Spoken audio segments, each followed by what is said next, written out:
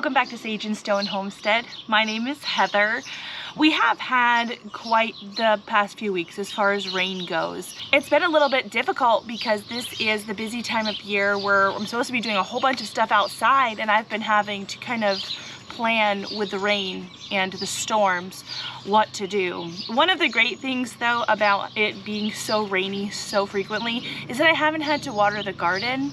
Rainwater is the best for the garden as opposed to something like city water anyway, and I'm able to take advantage of the rainwater to help me start some seeds today. So can you guys see what I have going on in here?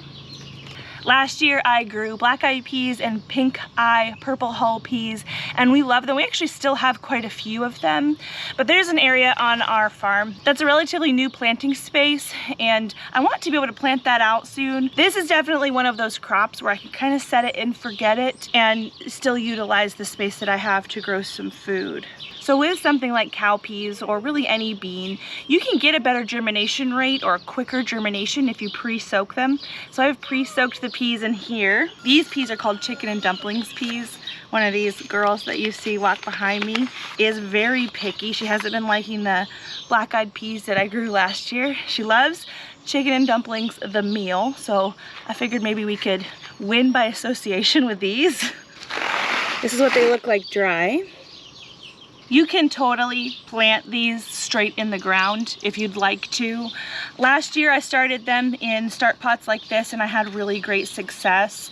And one of the reasons for doing that is we have a few different critters that like to come along and eat the seeds and the seedlings that I put straight into the ground. I did recently plant some pumpkins straight into the ground and they did germinate, but I don't know how long they're gonna stay there. Sometimes I'll have a seedling for about a week and then something comes and mows it down. Doing it like this just helps mitigate that. They're a lot stronger when they're allowed to establish in this start tray before I put them out, and so things like roly-polies are a lot less likely to mow them down.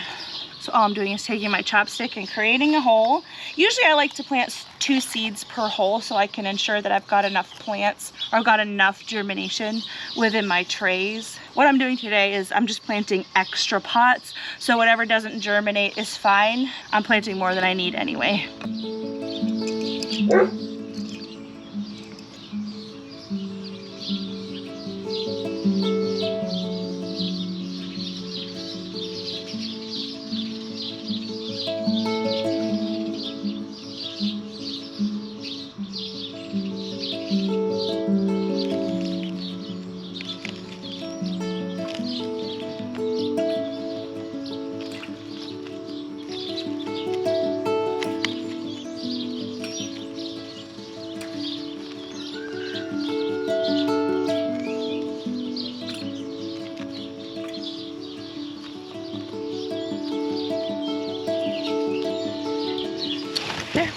And that's all that takes. The rain last night pre-moistened the soil. We're getting some more rain later. We're getting some more rain tomorrow. So I'm just gonna leave these guys here. Now, a lot of times, depending on the time of year, I will start seeds inside my greenhouse. You can probably tell that we are not there.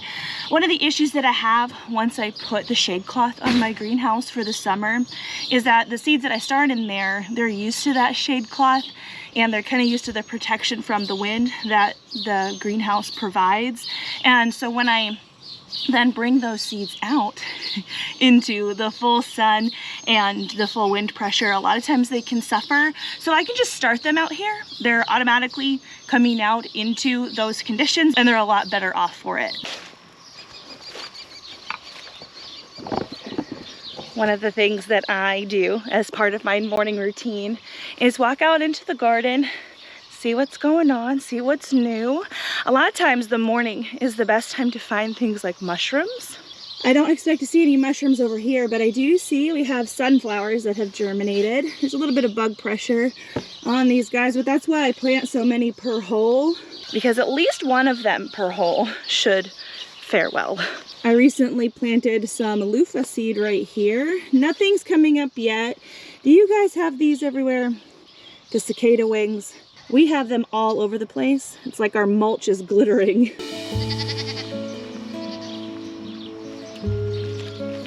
That's a big strawberry.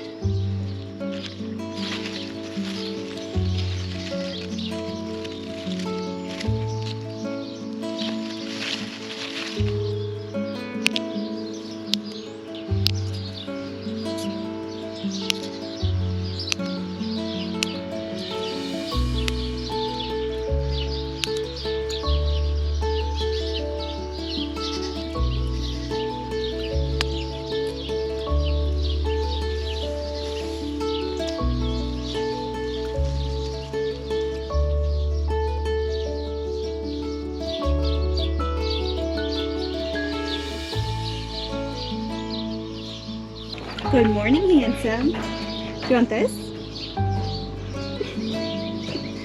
He says, like maybe, but no.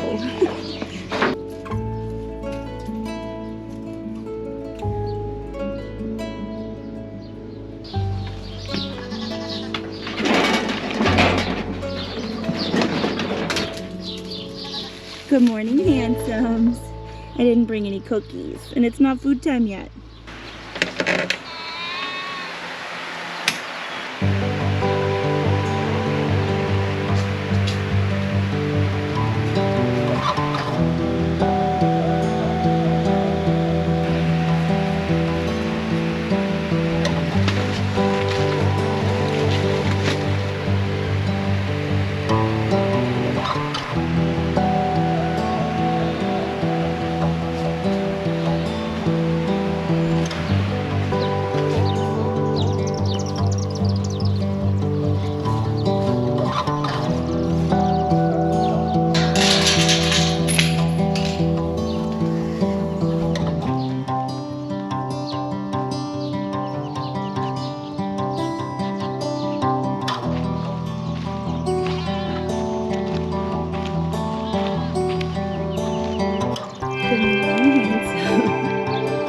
So far we've gotten about probably a little more than a third of the Dutch fork pie pumpkins have germinated, which is really good, but they're not out of the woods yet. When I mowed in here, there's like an entire family of rabbits that's scattered. Maybe they're gone, but they might come feast on those.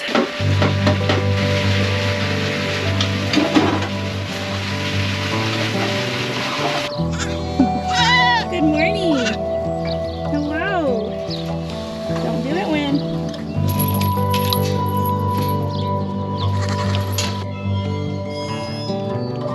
We don't eat the milker. We do not eat the milker. No, no, no. Excuse me.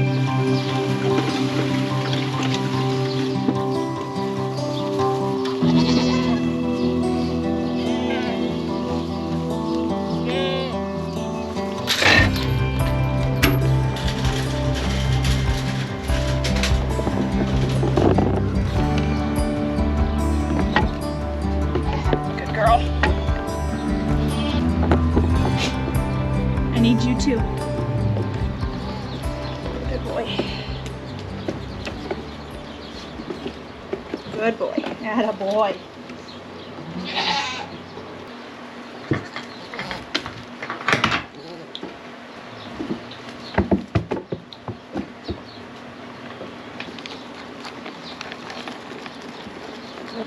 So you saw that I had to give Winnie and one of the other babies an injection this morning. Can you hear a little bit of coughing? I noticed a couple of days ago, it was probably actually 3 or 4 days ago, that one of our mini La Mancha boys, he had like this nasal discharge that I did not love. It was really like caked onto his nose. When he would breathe, it would like make bubbles and it was opaque. It looked like an upper respiratory infection and I didn't want it to turn into pneumonia. Believe it or not, summer pneumonia is more of a thing than like winter pneumonia. And so I've decided to put a couple goats on antibiotics. It's really just been those two, Winnie and that mini La Mancha buck named Gopher, that have experienced some kind of crusty nose symptom that I want to stay on top of. I am seeing a little bit more coughing going on, so I'm gonna have to keep my eye out. It's just kind of par for the course when it's this yucky out.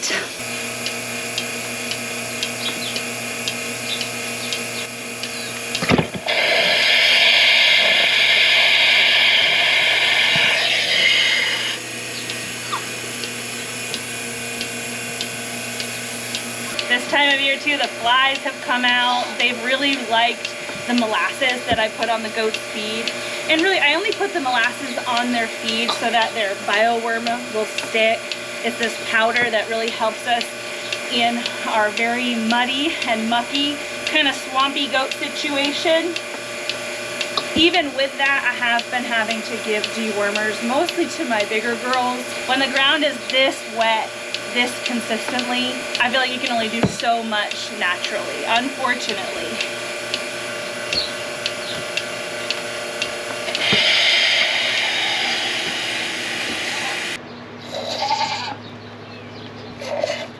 Mostly it's just been in my larger girls, my standard La Manchas, that I've had any kind of discernible worm issue. And that's been kind of the theme with our herd. In my herd specifically, the big girls tend to need a little bit more upkeep and a little bit more care. My Nigerians are pretty well hands-off, and I really like that. And that's one reason that, it's one of the main reasons that we decided to breed towards mini La Manchas, so that we could bring in the capacity of some of the larger goats with the sturdiness and the health that we have in our Nigerian herd, and make a really awesome homestead goat. Goodness, you've got a lot extra. That.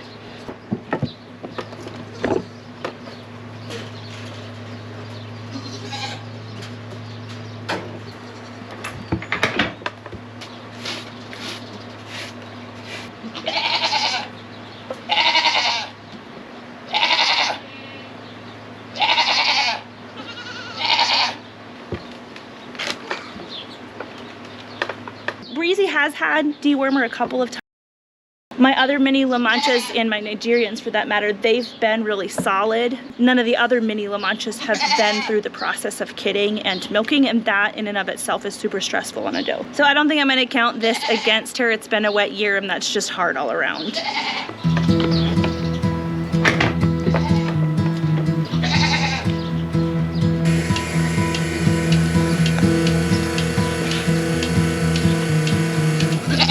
Do you want to go next?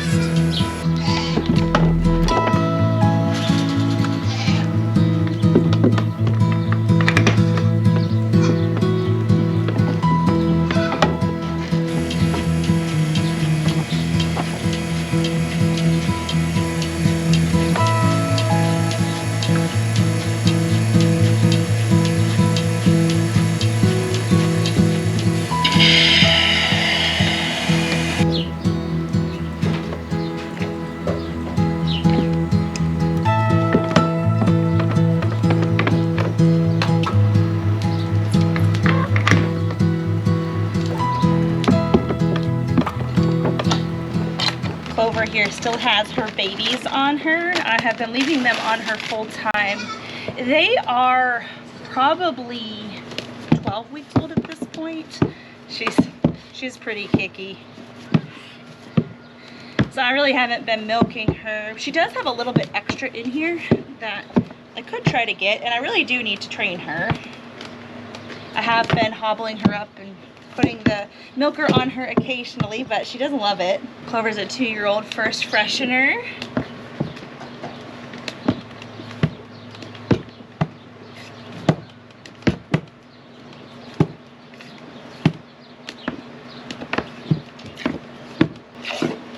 I would really love for my goats, most of them at least, to not be dependent on having their feet tied. So it just takes some patience. Some days though, I really just need to hobble them so I can just get it done. But this was a good lesson. If I can end the training session with her hopefully not kicking, ending it on a good note, that's going to be better for the long term.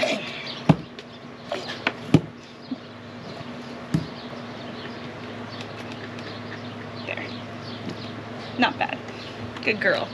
While Clover is finishing her breakfast, I'll give you a little bit of a bunny update. We do breed meat rabbits here. We love rabbit meat. It's one of the easiest meats to raise in my opinion. I have been getting a lot of questions because you haven't been seeing much of the rabbits on the channel lately, and that's because of the time of year. We don't breed our rabbits during the heat of the summer because it's really hard on them. We have these Californian rabbits here that are very large bodied, having the stress of being pregnant on top of being a large bodied animal in the heat.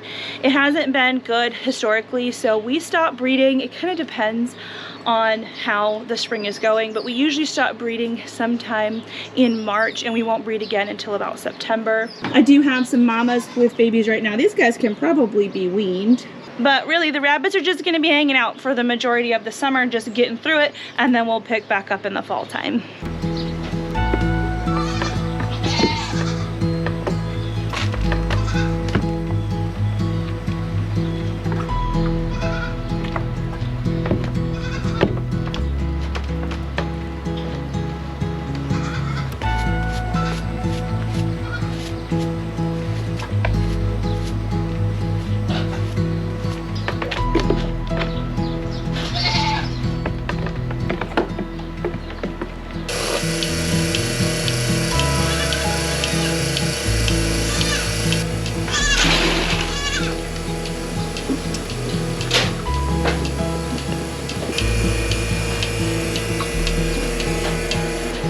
that whole bunch to yourself, huh, Queen?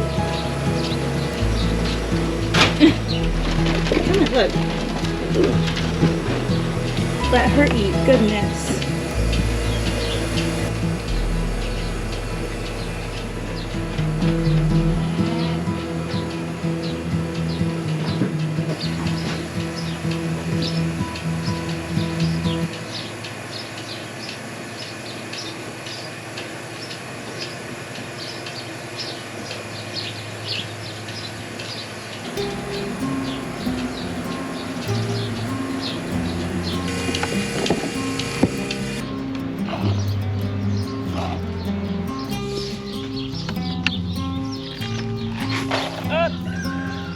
Sorry.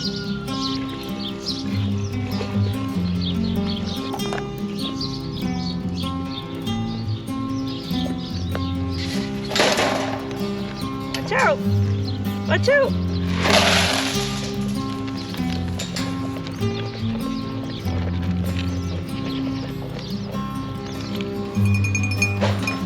You best not run out of here, sir. No.